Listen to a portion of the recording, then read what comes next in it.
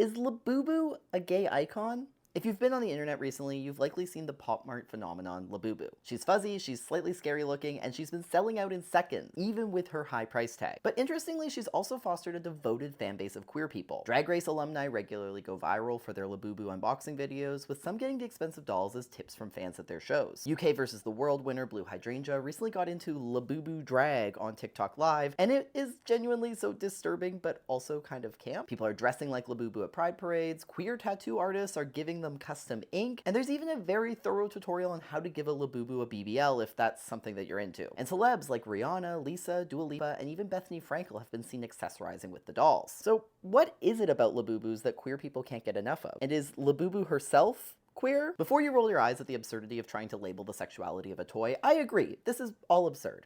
But hear me out. Here's what we know. The character of Labubu is confirmed to be a girl across all of her iterations. We also know that she has a small, almost accessory-like skeleton boyfriend, Taikoko. But is this really a heterosexual pairing? Think about it. A cool femme monster girl in a relationship with a tiny goth, canonically vegetarian boyfriend? Tell me that is not peak me and who queer relationship. It's giving bisexuality. It's giving T for T. And let's not forget that lesbian boyfriends are having a moment right now. Labubu is obviously not the first collectible of its kind to take over gay culture like this. There's the naked cherub like Sunny Angels figures, or the cinematic masterpiece that was Sylvanian drama. We can even go back further to the iconic holiday Barbies, or the frenzy over Beanie Babies, Princess Diana, hello. And it's also not new that queer people have a unique relationship to dolls. There's of course the ballroom scene era term for trans women that has now entered the straight mainstream with celebs rocking Protect the Dolls t-shirts, and there's the ever-present stigma surrounding young boys who play with dolls and queerness and all of that. Listen, this is all in good fun. I'm not saying that simply owning a Labubu is some radical act of healing your inner child or anything. And at the end of the day, these toys are in vogue right now because it's fun to open a mystery box and get a new trinket to display on your bookshelf. And it's important to remember that these hype cycles can feed into an already dire state of overconsumption capitalism, and there's some not so subtle ties to gambling and all that. But